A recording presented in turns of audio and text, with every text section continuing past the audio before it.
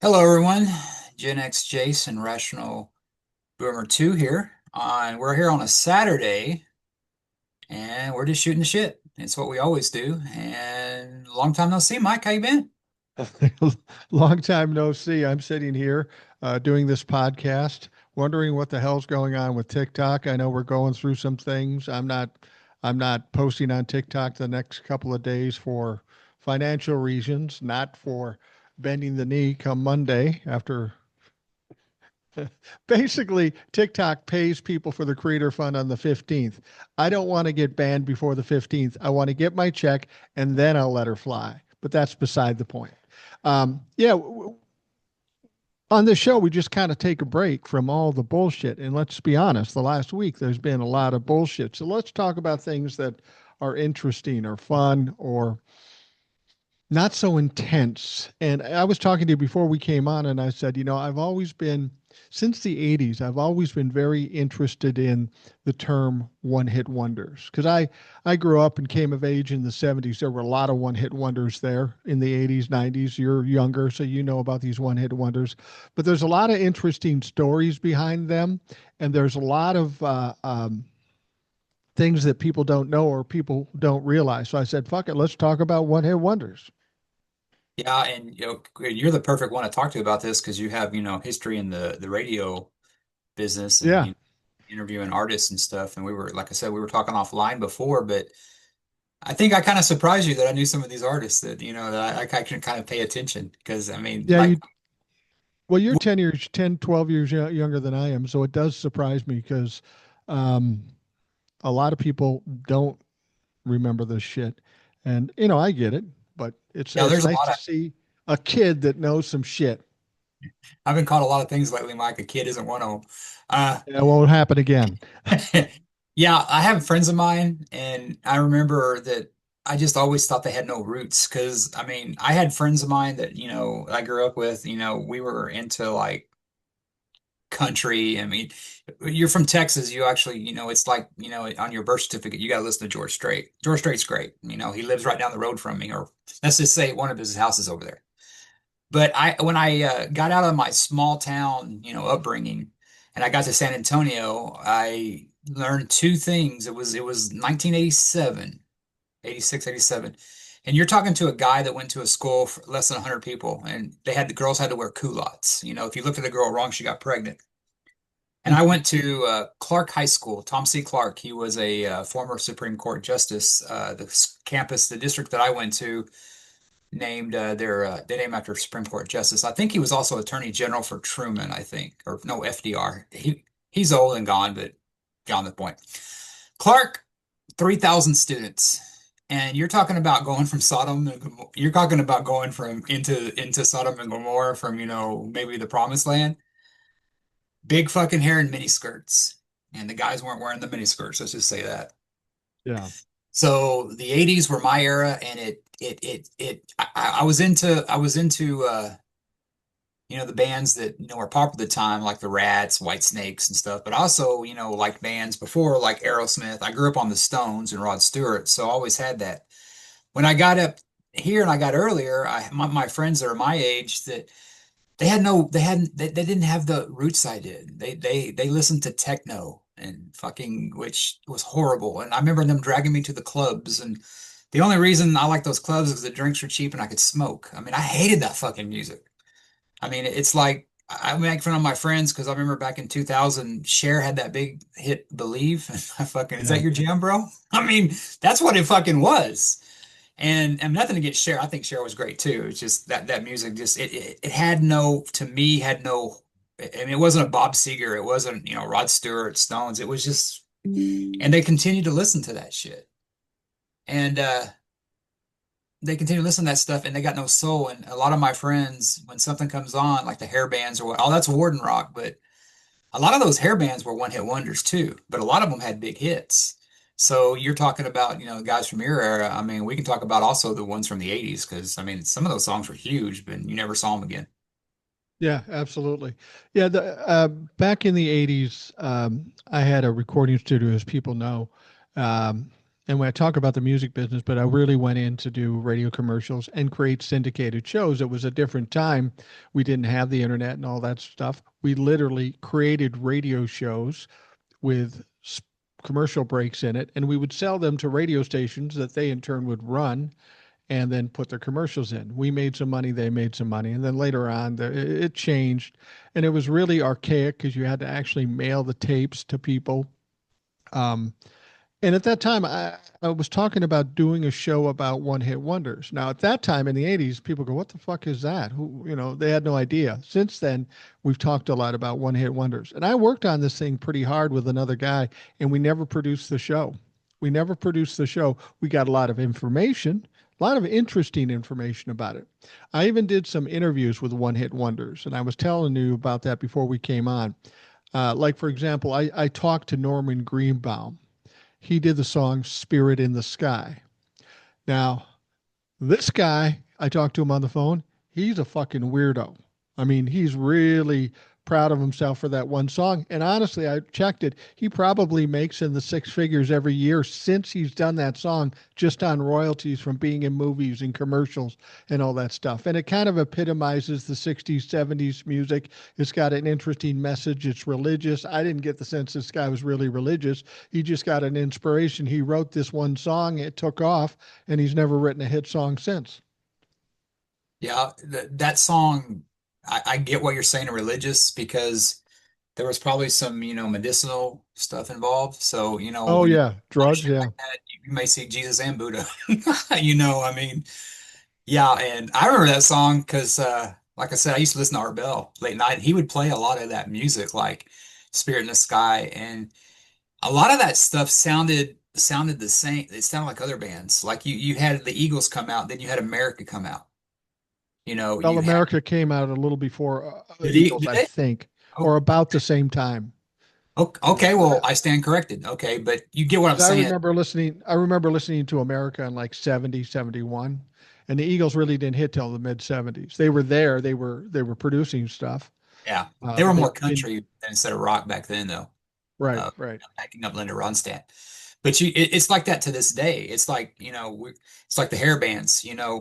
They had a warrant and they had a poison. Well, let's get these other two guys to sound just like them. In the '80s, the way they were is they'd release a rocking tune and they release a ballad. And the ballad, you wouldn't hear the fucking. And a lot of these bands had one fucking hit, and it was the ballad because you know what? It got the chicks to the concerts. right. And you can talk to anybody and you can say a lot of shit about hair bands, but that was one of the best things about the '80s was the women. You go to them at the Metallica concert or a Rush concert, they're all dudes.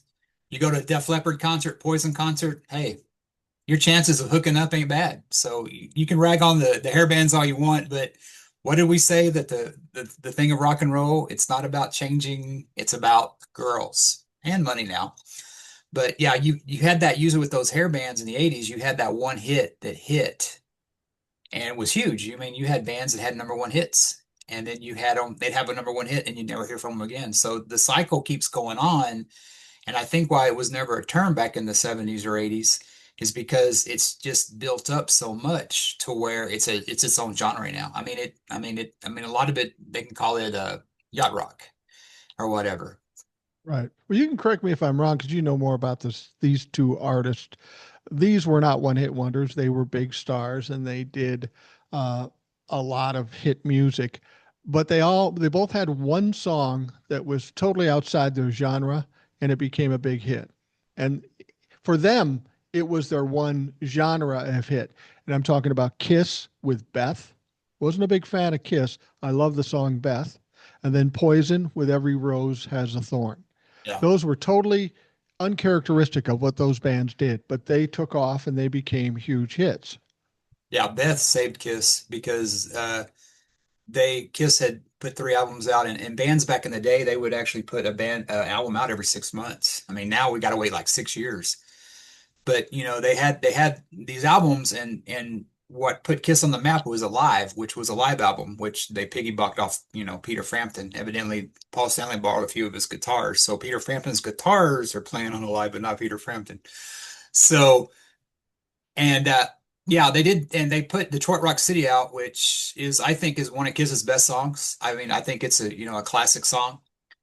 But they had changed they started working with Bob Ezrin, who did Alice Cooper and Pink Floyd. He did different stuff. He took them from that cock rock thing, which they were about, to like, hey, why don't you actually put some melody in your songs? It didn't work, so they put Detroit Rock City out, and a lot of bands and a lot of stuff that way was Beth was the B-side of Detroit Rock City. So what did the DJs do? Flipped it Turned it over. over. This is back when you had freedom to do that. Now everything's computerized. You got to listen to what you mean on Sirius XM. It's the same shit over and over again. There's no variety. But that did it. I mean, I think Poison was a different case because I think Poison was building towards that. And that song was huge. And I remember when I first heard it, I go, that's going to be a number one record because at the time, Poison was one of the biggest bands there was. And yeah, and then, but Kiss has kind of done that thing otherwise where they came out, they did a disco song. Uh, they did a disco song because I Was Made for Loving You. It's supposedly their big, it's got over like 6 billion views worldwide. And then they did Yeah. something in the 80s when Paul Stanley wrote a song with Michael Bolton. And that song Forever was a top 10 hit. And it actually put Michael Bolton on the band because after that, that broke up, that came up too. So yeah, Kiss and Poison. And I always thought Poison was kind of a poor man's Kiss. They were just the next incarnate of it. But yeah, Yeah. it's usually what you're not expecting is usually what makes you a star. And Beth is great, and it's so good that the Gene Simmons loves money but says he hates it. But when they replaced Peter Criss, put the guy in the makeup, they still did the song. So it tells you that song is iconic. Yeah. We should tell people what, at least what I believe, and what I've always thought is the criteria for a one hit wonder. And the criteria I used when I was putting together this show that never happened was that it is an artist or a band that had one hit that entered the top 40, anywhere in the top 40, and then you never heard from again. However, what people probably don't know, there are singers that have had multiple one hit wonders. Well, people say, how is that fucking possible? You just said they entered the top 40 one time. And I said artist or group. And there, in the 60s and 70s, there were a few singers that were on a lot of different songs. Give you an example. There was a guy named Tony Burrows. He's a British singer. He was a lead vocalist for 5 different acts that each only had one hit in the United States. And you'll know these songs: Edison Lighthouse, Love Grows Where My Rosemary Goes, White Plains, My Baby Loves Lovin', and the Pipkins, Gimme Dat Ding. And there are a couple of other acts there too. So this guy, Tony Burrows, was a one hit wonder 5 times over. There's another name you know, Paul Carrick. Paul Carrick, he was in the band Ace, and he did the song How Long? How long has this been going on? But then he went on to be the lead singer on another one hit wonder for a group called Squeeze. And I love this song, Tempted. Tempted by the truth of that one. So there are people, and there's a guy named Ron Dante. He was the lead singer of the Archies, and he was in a bunch of other bubblegum hits too as well. So one hit wonders can be kind of a misnomer. You can have the same singer on multiple one hit wonders. The last one I'll tell you, and I told you this one. I love this one. Mickey Thomas. He was the replacement singer on Jefferson Starship. Okay. You know his voice, great voice. But there was a song that came out in the 70s that I absolutely loved, and it was called Fooled Around and Fell in Love by Elvin Bishop. I always try to find out, I try to find Elvin Bishop singing. Well, Elvin Bishop doesn't sing. He's a kind of a blues guy, he's a player, and it was his band. But it was Mickey Thomas who sang that song, and he did it fucking amazingly. You can find it online now where he's done it more recently. So one hit wonders, there's a lot going on there and a lot of incestual stuff between bands and singers and all that stuff. There's a one guy. I don't know if he's really classified as a one hit wonder, but he had a solo hit that was like a one hit wonder. And it was an art. It was and he was in like 3 bands, and he got hits like you were talking that I remember. Yeah. My first concert was 1990. It was Whitesnake and Bad English. And if you know who Bad English is, it's John Waite from the Babies. And he had a solo, and he had hits. I think he had a hit with the Babies, and he also had a hit solo called "Missing You," which even Brooks and Dunn has covered. Rod Stewart has covered. I ain't missing Great you. song. And he also had a big hit, and he had other hits in Bad English, but he had a huge hit, and it was so weird about everybody. They don't classify Journey or Foreigner as like hair bands. But everybody in like the late 80s, you had Bad English, and it was all these guys from Journey and John Waite, and they all had fucking long hair and they were dressing in the hairband stuff. And they had a song called When I See You Smile, which was fucking huge. And I remember walking into that concert for Whitesnake. We were a little late, and Bad English was playing, and it's just like what you see in the movies in the 80s. It was just over the top rock and roll.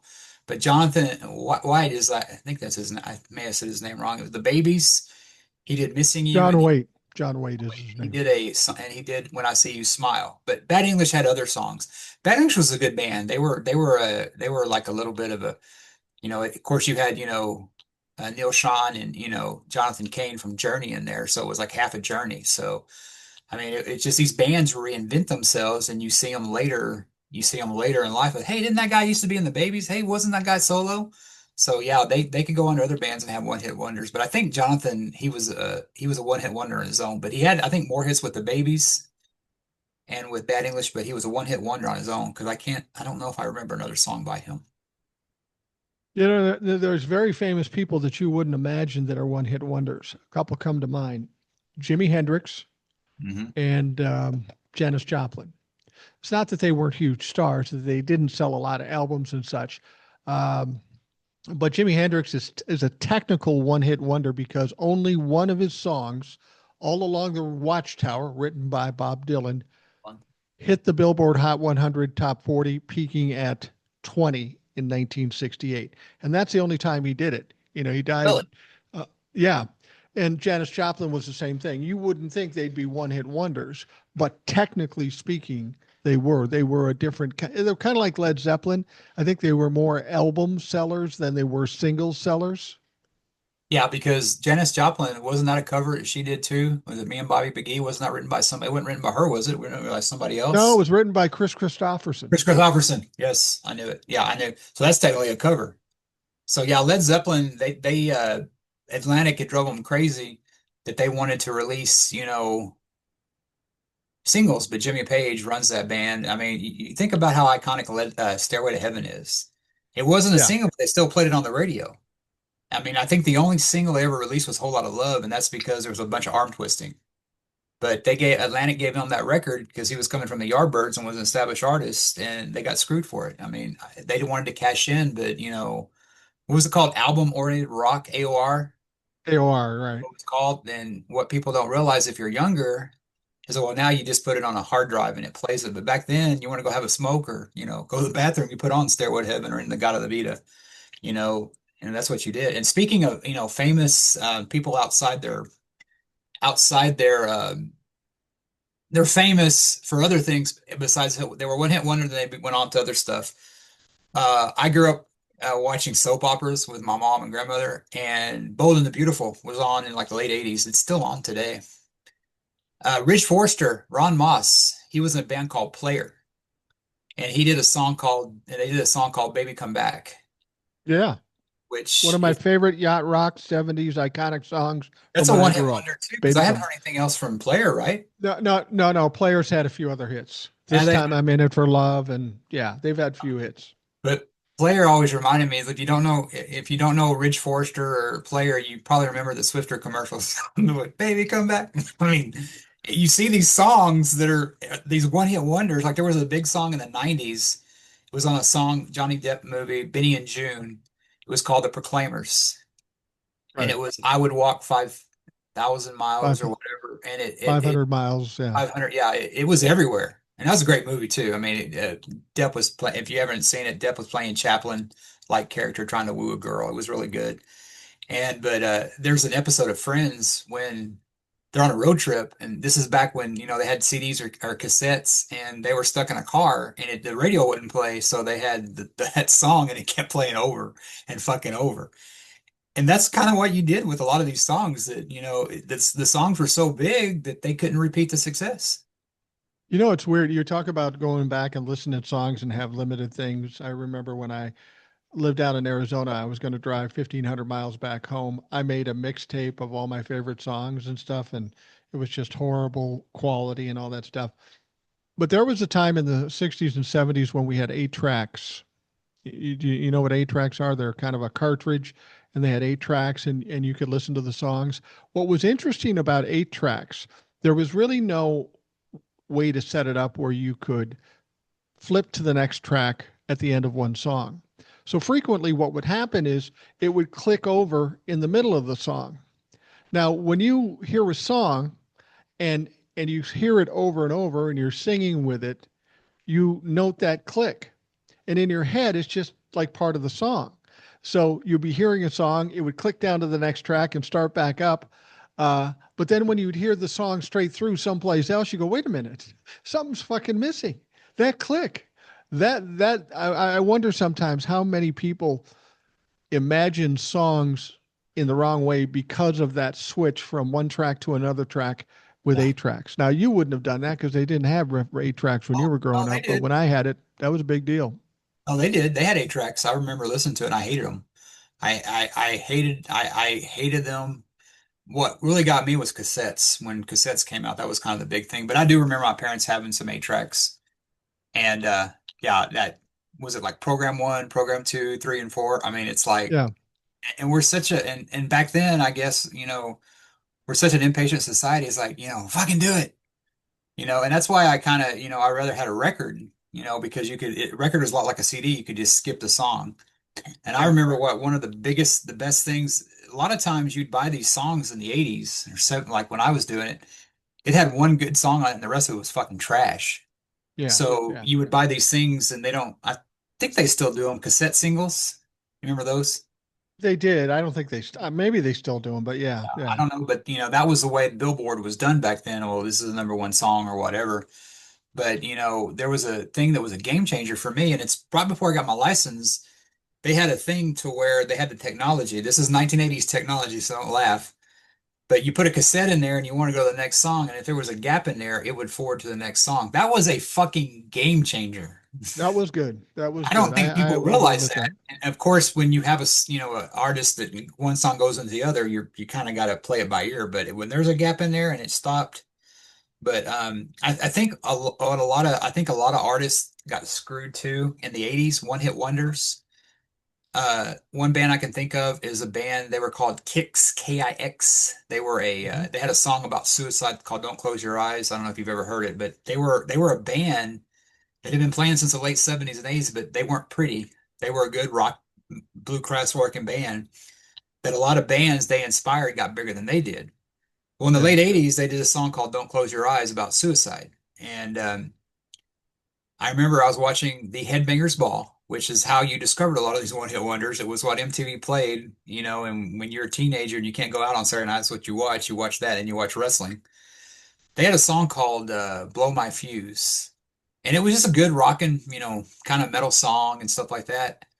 And then I had this other one, and they had a cassette single for that, and they had a cassette single, and it was this other song called Cold Blood. That was two of the best songs on there. And that band and record company got screwed because they had videos for both, but they didn't have a throwaway track. They did like kind of what Kiss did, but not intentionally with Beth. They put two great fucking songs on that on a cassette single. So I always kind of wonder about that, is how many bands may have had a one hit wonder and a second song was good and it was put on that single thing. So that's all they sold. That other song didn't get a chance, because when a song's so big, it's kind of hard to replicate that, like we said. Yeah, especially if it's not in the same vein as the first one. I Yeah. mean, that's the one thing about the record business, the music business, when we were back there. You'd have something that was a hit and they'd say, make something just like that, which never works. And artists never want to do that. You mentioned this one hit wonder about suicide, right? There was an iconic song in the 1970s that was a one hit wonder and was clearly about suicide. It was a great song, but it was depressing as fuck. Do you remember that song? Yeah, it was don't tell me. I know what it is because I've heard this. We had joy, we had fun, we had seasons in the sun. Yeah. I heard that. I follow stuff like that when, they talk about that and it looks so happy and it's about suicide. Yeah. Yeah, it's Seasons in the Sun. It was done by a guy by the name of Terry Jacks, which is interesting because Terry Jacks, prior to being on his own, was in a group called the Poppy Family, which had some hits too. But that song, I remember hearing it 1974. I was 14 years old, full of angst, full of hormones and emotional in my own right, and going out with girls and stuff like that. And I'm going, wow, I love this song, but it's so fucking depressing. Got some. It was kind of fucked up, to be honest with you. I didn't know then if I liked it or not. I still don't know if I like it or not. I mean, I like the tune, I like the melody, but the subject is just fucking depressing. Yeah. Yeah, and that's another thing about, kind of a different topic is when people talk about, it's kind of like the whole Bruce Springsteen Born in the USA, how Reagan, gravitated towards that, but he had no idea it just had Born in the USA, and a lot of songs are taken out of context for what they're used. So I mean that's another show we can do. But yeah, and that one with the suicide, I never knew, but I think if you just listen to the lyrics, you get that. You know, was that song Billy Don't Be a Hero? Was that a one hit wonder? I'm pretty sure it was. Let me just check here. But that was done by a group called. Uh, there's an interesting story about that song too. Um, it was done by Bo Donaldson and the Haywoods in 1974, and I believe that was a one-hit wonder. If they had something else, it wasn't very big, Yeah, um, but they weren't the first ones to do that song. really. In Britain, a group called Paper Lace did it. Now that may not make any sense to I've heard you, of but it Paper will when I Lace. I've heard of Paper Lace. Paper Lace. They had a hit. It may have been a one-hit wonder too, called "The Night Chicago Died." Yes, that's the one I know him from. Yeah. So they did Billy Don't Be a Hero mostly in England, and then it was brought to the United States. Somebody convinced this Bo Donaldson and Haywoods to do it. And it was as bubblegummy and poppy as you could possibly be. If you know people from the 70s that my age, people will hate that song just because it was so bubblegum, or they will love the song just because it's got kind of a cool melody. And the whole thing is fucking corny as hell. If you put that out now, people would laugh at you. Yeah, that's the thing about the 70s that did that. That they, they would have this whole song that's, it's got a sad message, but it's all poppy and happy. Uh, Yeah. I don't know if you remember this song. I think one of the saddest songs that ever happened, Pearl Jam covered it in the 90s and it was huge for hit. I don't know if it was a one hit wonder. When my baby died, it's about where my baby died. She died in a car. Oh, where has my baby gone? Yeah. Yeah, and you listen to that fucking song, it sounds like, oh, you're at the fucking malt shop, hanging out with Fonzie and shit. It's all happy and shit. And Pearl Jam covered it, and I remember I was like, God, this is one of the. And Pearl Jam's sad enough; they don't have to fucking cover anybody else's songs. I mean, I love them, but sometimes they get sad. But I don't know if that was a one-hit wonder, but that song probably paid a bunch of royalties to that original band. Do you remember that song? I do. That song, Last Kiss, is what it's Yes, called. Last Kiss. Tragic, a ballad about a tragic car accident. It was recorded by a guy by the name of Wayne Cochran, but then he went by like J. Frank Wilson and the Cavaliers in 1964. They recorded that song, Last Kiss. So this is a 60s song that that Pearl Jam went back and redid. I knew it was an old song when I heard it, but it was an interesting rendition and obviously became a hit. Pearl Jam wasn't a one hit wonder. You know the funny thing about Pearl Jam, you mentioned Pearl Jam and some of these the 90s were kind of like a black hole for me. You know, Yeah. I knew the 70s really well. I knew the 80s pretty well because I was working in the music business. 90s, it kind of dropped off for me, and that's where you help out because that was kind of your era too. Um, but I'm in my 30s, I'm married, I got kids, I'm trying to just live my life. I didn't focus on music as much as I did in the 70s and 80s or even the 60s. So you have to pick up the slack on the 90s because I don't know as much about it. In some place, you know, when you talk about Pearl Jam or Creed or something like, Yeah. I don't feel that connection to them. I'm not necessarily a huge fan. Yeah. Of course, remember Kung Fu Fighting? Kung Fu Fighting, Carl Douglas came out Yeah. about 72, 73, 74.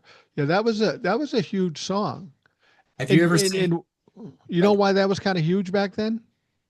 Because I mean, Kung the Fu, song was The Kung Fu, the TV show was on with David Carradine. Kung Kung Fu, the show was on, and you'd walk down the hallways, and there was always some guys that thought they knew Kung Fu because they watched the TV show, and they go, "Eh," And you punch him in the face and walk away. then they had the cartoon Hong Kong Phooey with the dog. Remember that? Hong Hong Kong. Kong Phooey. That was a seven. I mean, that's probably I was a kid then. I remember that too.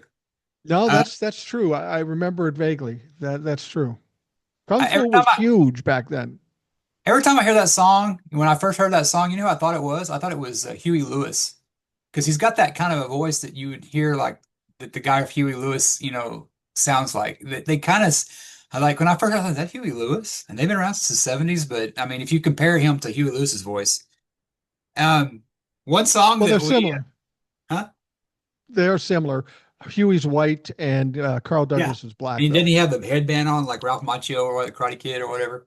Yeah, yeah, One of the greatest, one of the greatest, one of my favorite movies, maybe one of the greatest. People may disagree with me. Is Anchorman yeah. with Will Ferrell, Paul Rudd. It's got a lot of these guys. Vince. I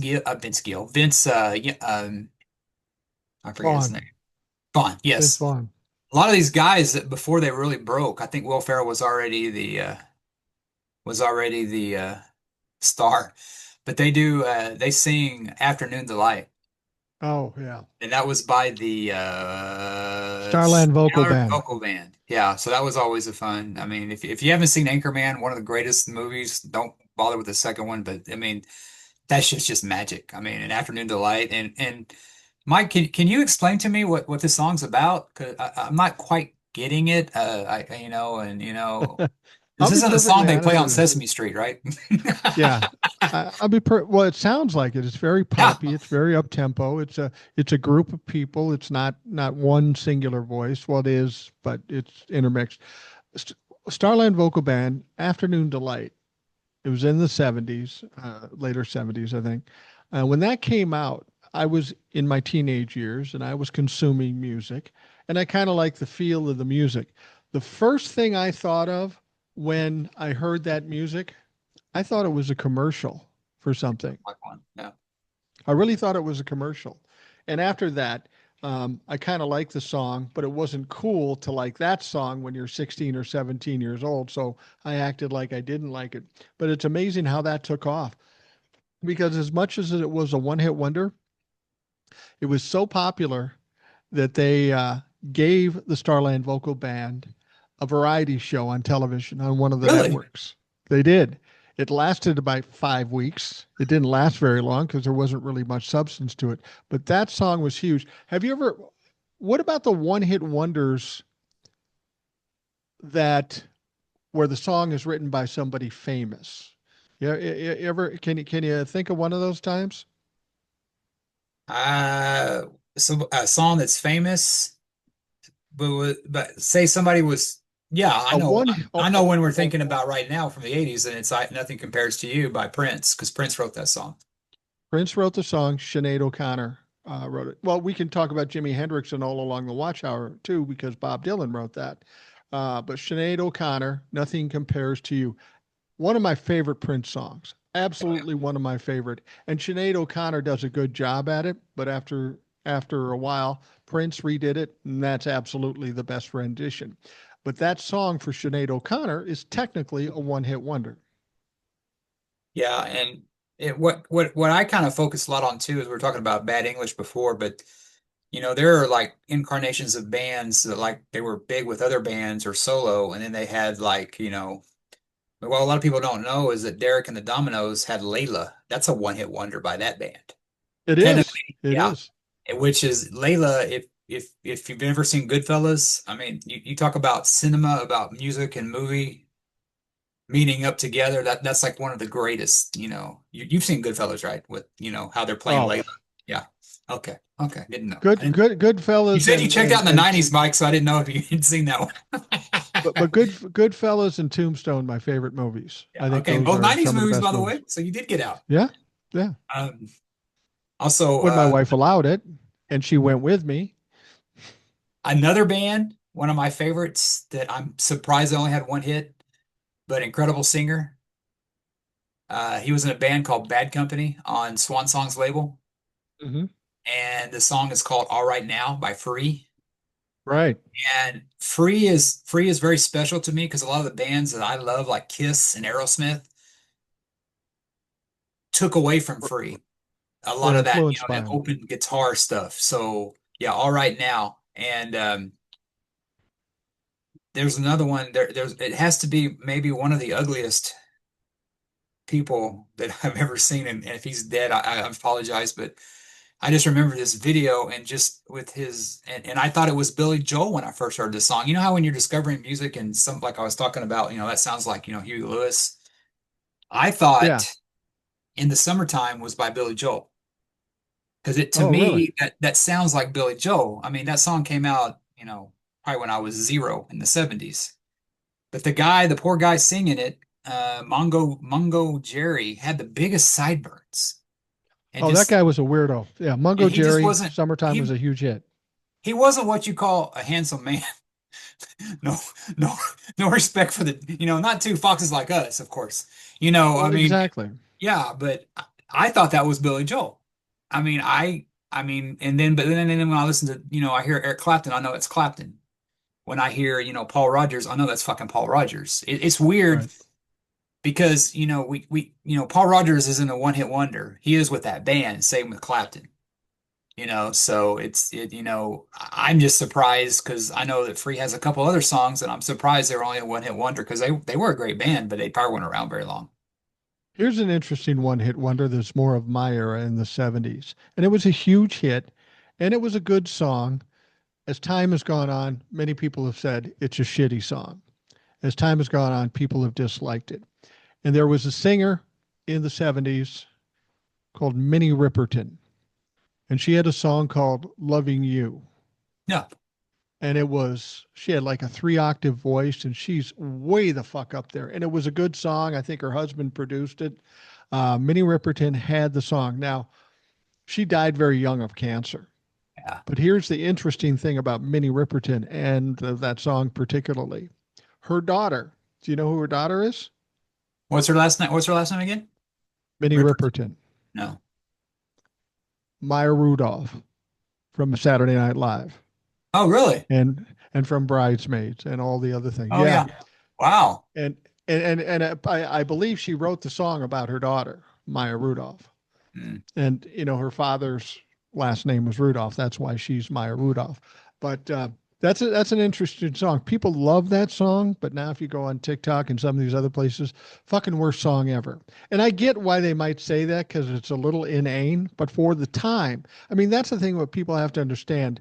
Musical taste and the climate and everything have to do with what's a popular song. There could be hugely popular songs in the 70s that just would not fly today. Well, Mike, I know this was one of your favorites. Don't Give Up on Us. I mean, the dude from Starsky and Hutch. I mean, I know that's one of your favorites. You know what Uh, the big controversy about that was when that song uh, came out? no.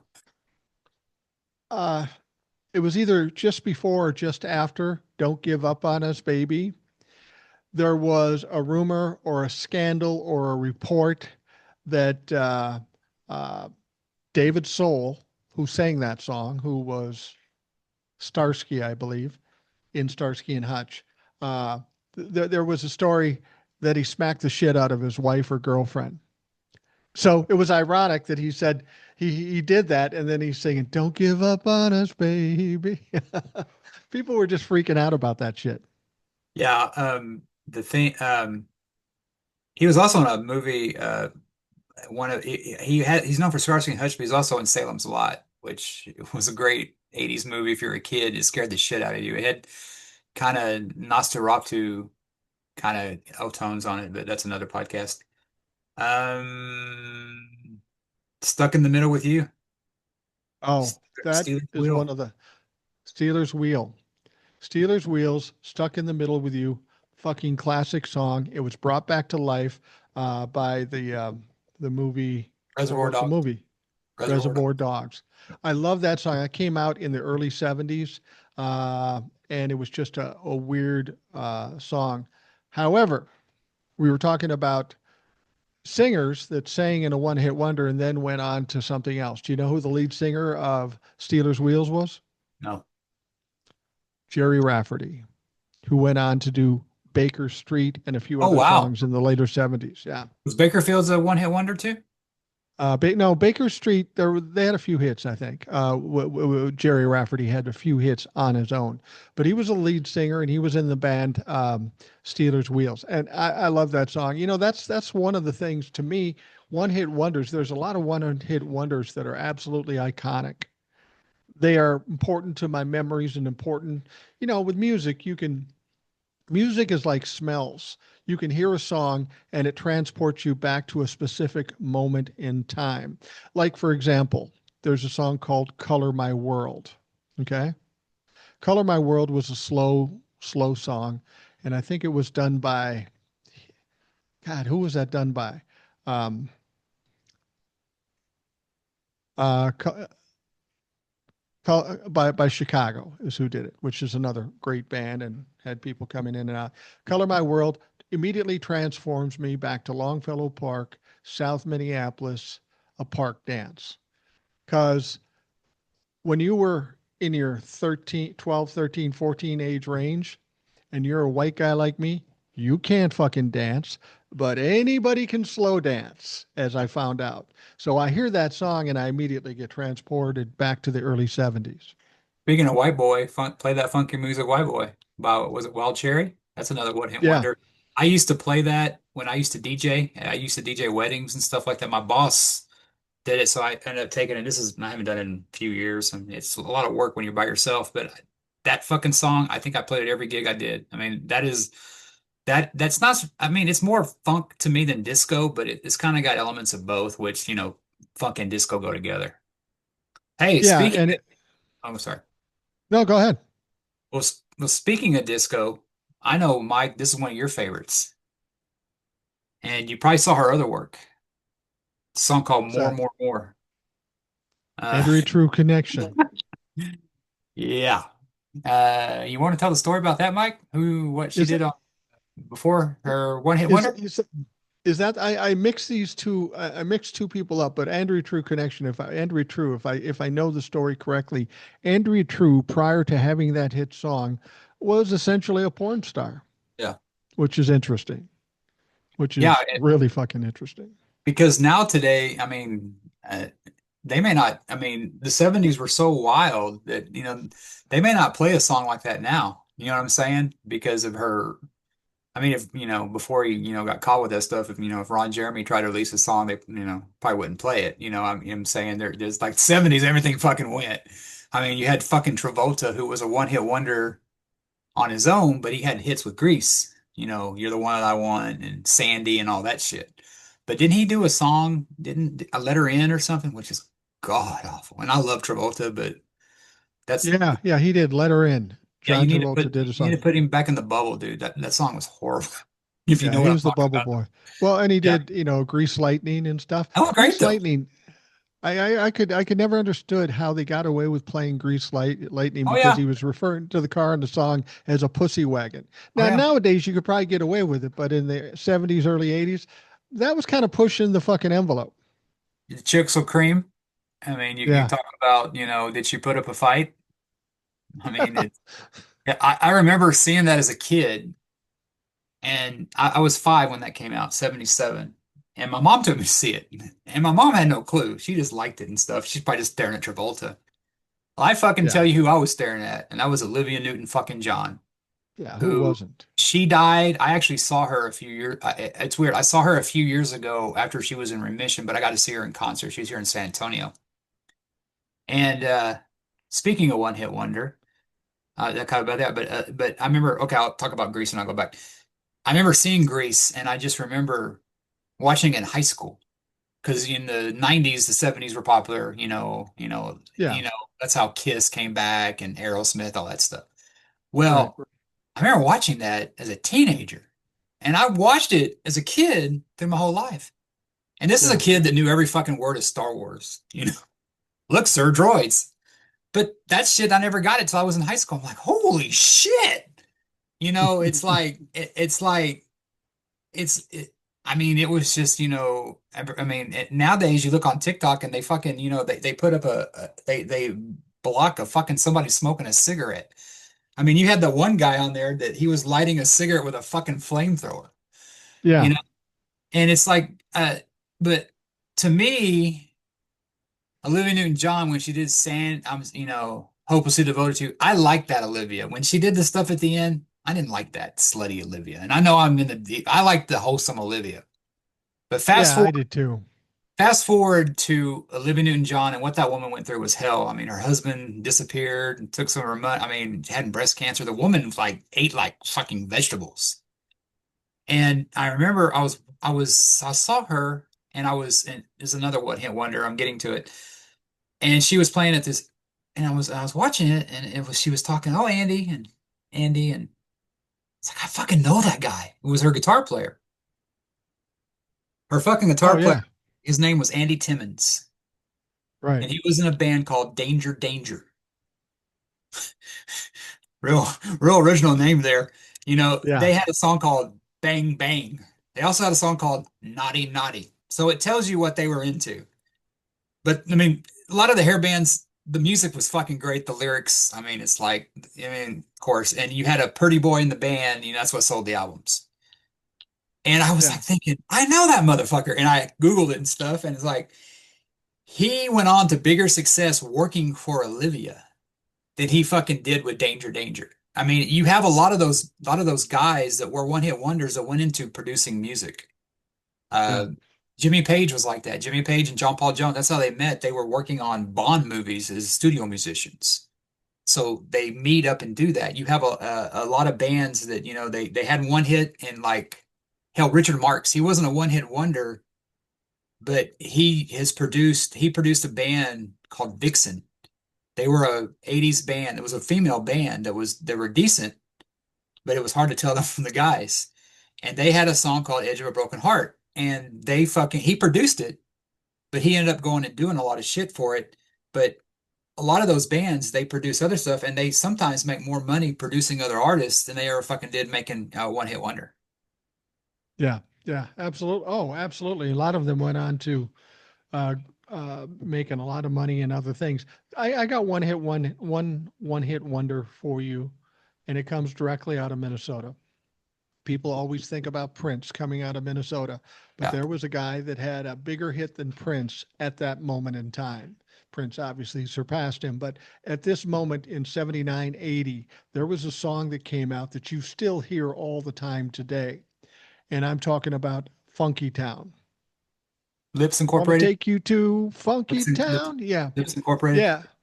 Yeah, the guy who produced it is a guy by the name of Steve Greenberg, and he was a musician, producer. He'd worked with Casablanca Records. He had a song called Rocket that was basically popular in Minneapolis, Minnesota, or just the region.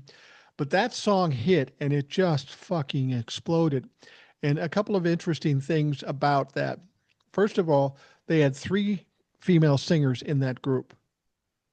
Cynthia Johnson, who spent some time working with Flight Time, which ended up being the time with Prince. But Cynthia Johnson was also 1976 Miss Minnesota, black African American woman, and she was very beautiful, and she was obviously a great singer that you heard in lip sync.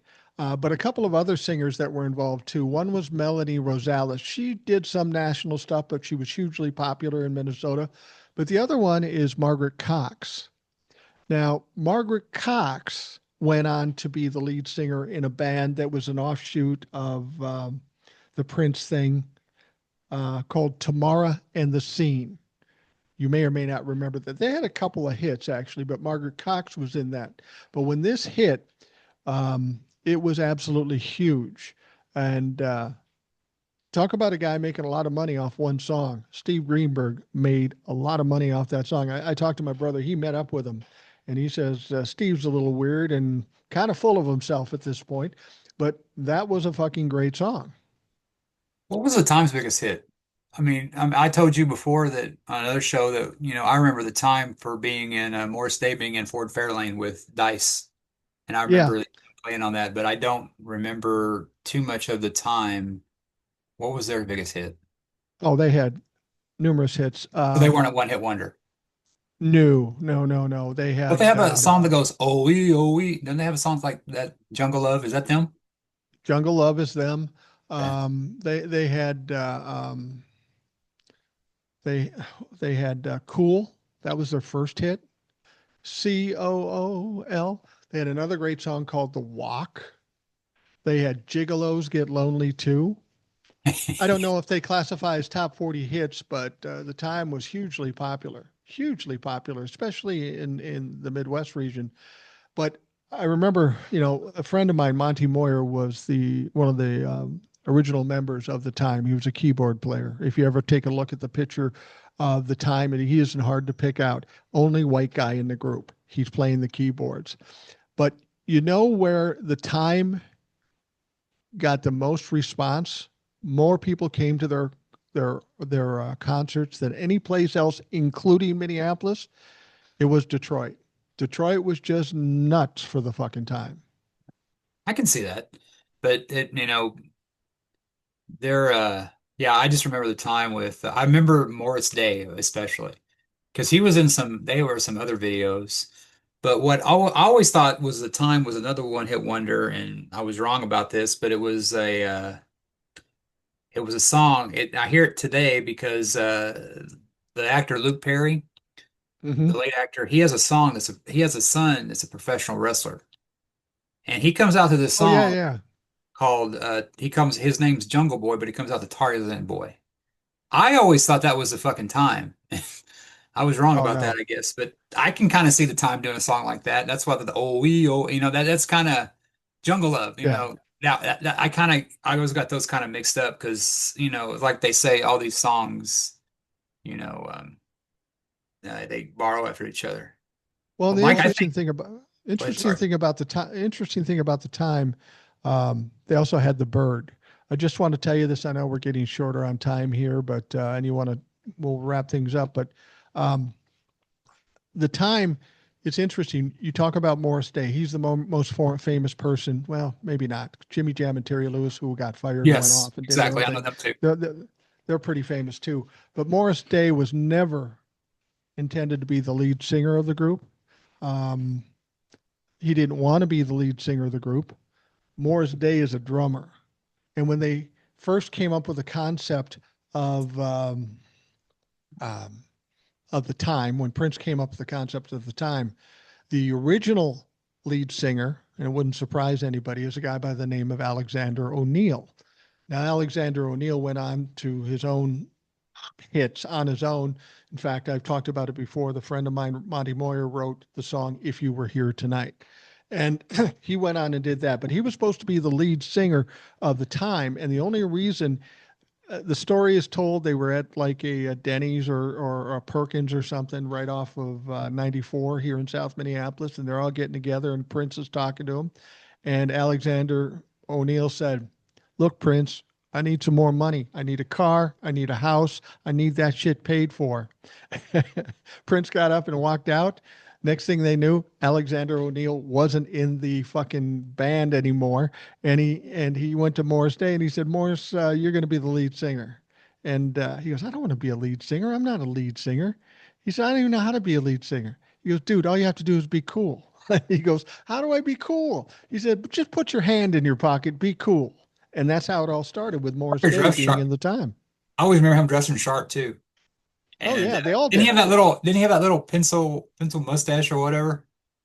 Was that Oh, him? of course. Yeah. But the Go ahead. you talk about a drummer being a singer in a band, which you know they're not really a one hit wonder, but Don Henley did that, and he's like one of the most iconic. You know what I mean? And you Phil have that all the time, Collins. huh? Yeah. Oh yeah, Phil Collins, Peter Criss from Kiss did it. Who sang Beth? I mean, Yeah. you have this stuff, and that's what was.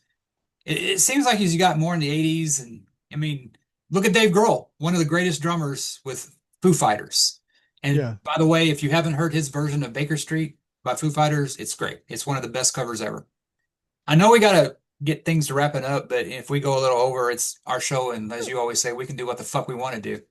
We need to get Exactly. Monty on here because I mean, I would hope he would come on and do some stories because, I'll reach out to him again. He's a really shy guy, and we're good friends, so it's not hard to get him to do it. I just hate to push him because yeah, he is really painfully shy. yeah.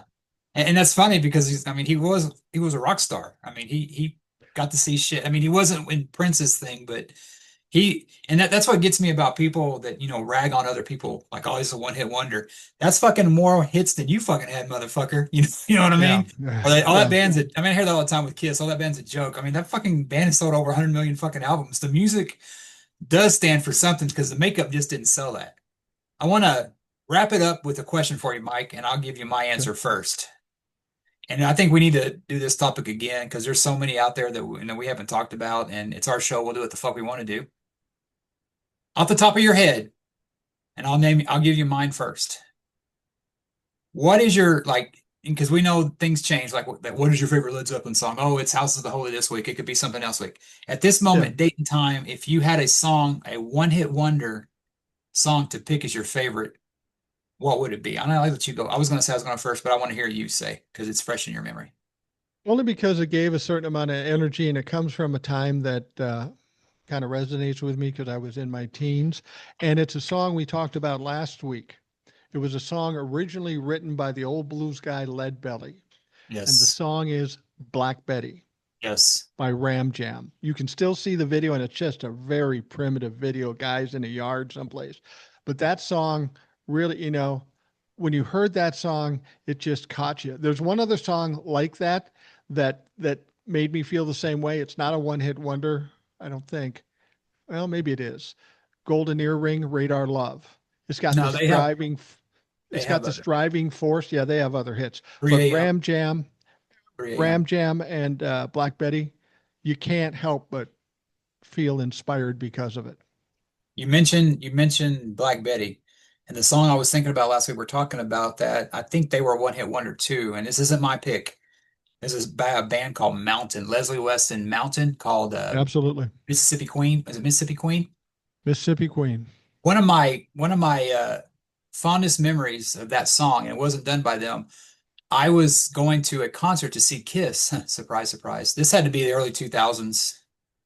And I think it was when Kiss and Aerosmith did a tour together, and Kiss opened up, and then Aerosmith played there, and it was two of my bands. But Aerosmith, I love them to death, but they are boring as fuck live. I mean, it Yeah. just Kiss blew them off the stage. People were leaving after Kiss, and I could hear them. We were in traffic going to the arena, and I could hear Kiss doing their sound check, and they were fucking playing Mississippi Queen. So I was sitting here listening to a sound check in my fucking car because it was so loud. So when I hear Black Betty and Mississippi Queen, those two are kind of the same for me. But they're neither Yeah. one of them was my favorite. If I had to pick one, we talk about the 80s, and we talk about probably at one time the biggest star in the world, and rightfully so. And I hate seeing him nowadays because he has Parkinson's, but Michael J. Fox. Yeah. It's not Huey Lewis back in time or, Power of Love. There is a song, it was on Family Ties, which is kind of funny because all my liberal friends used to call me Alex P. Keaton because I was the only Republican hanging out with them. And because, Alex P. Keaton was raised by, hippies, and he was a Republican in the family. So it was, 80s meet the 60s or whatever. But there's a song by a one-hit wonder. And if I'm wrong about this, it's by Billy Vera and the Beaters. Came out in Billy Vera, 1981. you're And absolutely right. I believe, correct me if I'm wrong, Mike, you may know more about them, but they seem like a bar band kind of that just never really made it, except with this song.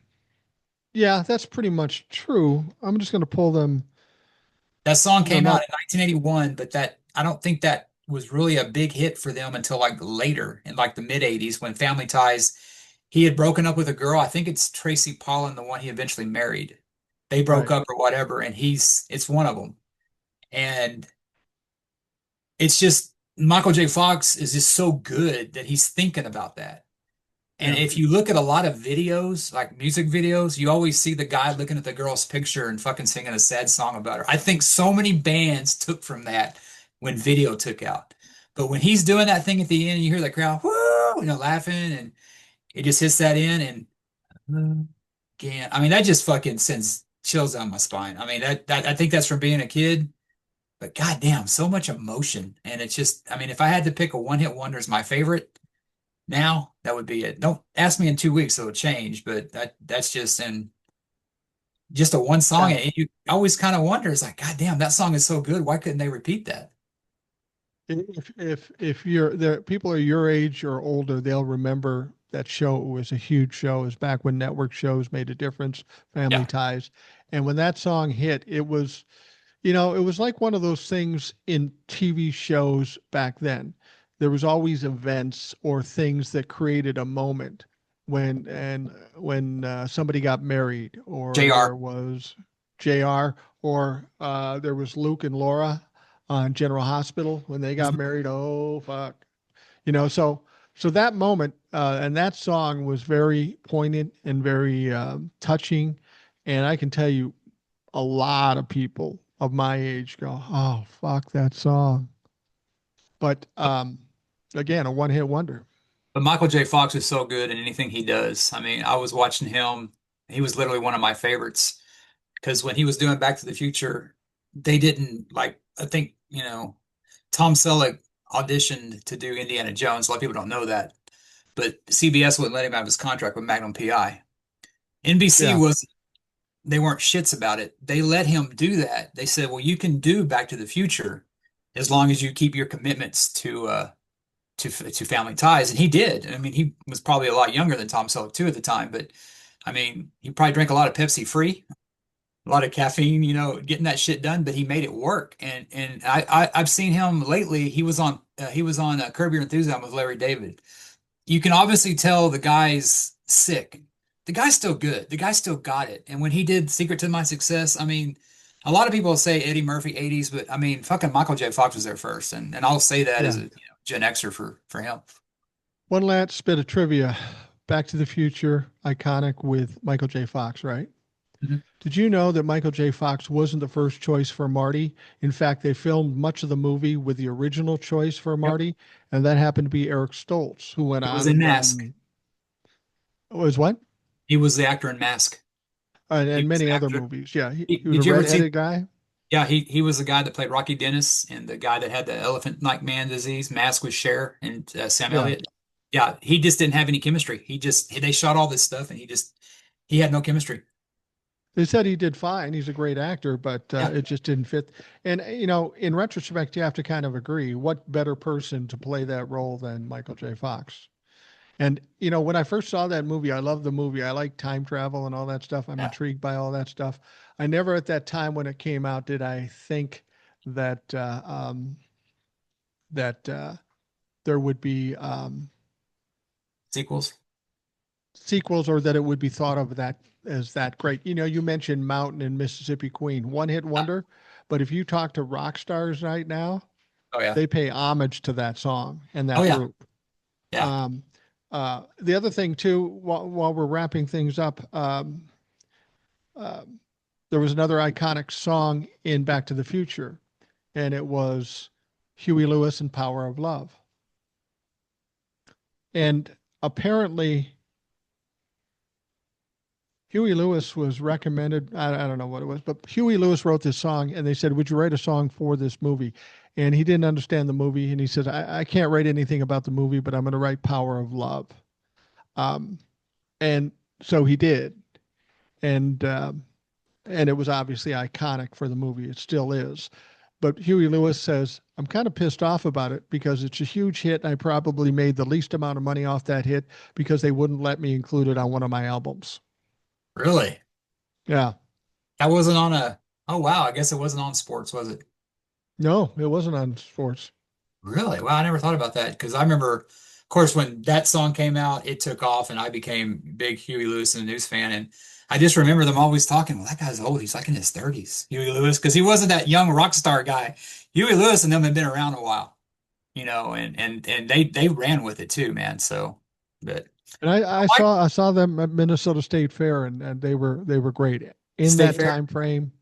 The Minnesota State Fair, I saw them there, and sports came out. That was huge. That was big. And Huey Lewis and the News.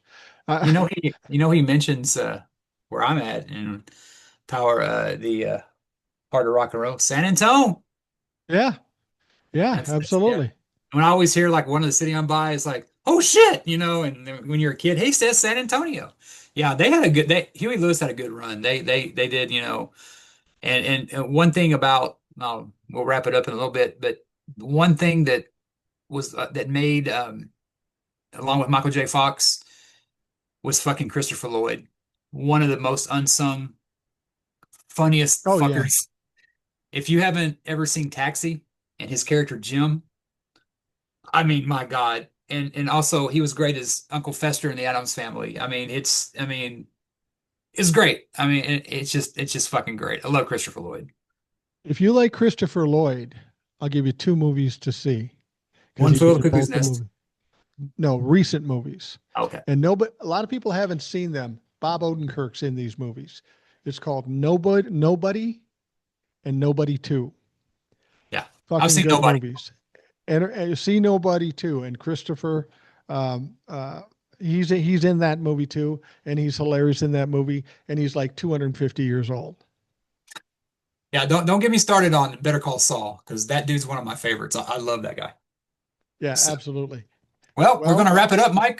We could go on forever, and the way we fucking talk, it probably happened, but we got what people to do and shit to see. Is that how it goes, or yeah, is it shit to do and people to see? So, we could go on. We could go on forever. And I'm thinking there's some people in the audience that already think we have. yeah, So exactly. It's like it's a good thing that we don't, let people do the ratings thing, or we'd be all like -10 or whatever. But yeah, we don't care. yeah, and we appreciate you listening. And if you didn't like the what we went over or what we talked about, go fuck yourself. Because it's our And don't show. We'll tell talk about the anybody. fuck we want to talk about. If Can we you say don't that? like what you heard, don't tell anybody. Yeah. If you did like it, tell everybody. Yeah. Simple as that. And as much as you hate that, we'll be back next week. Sounds good. We will see you next time around.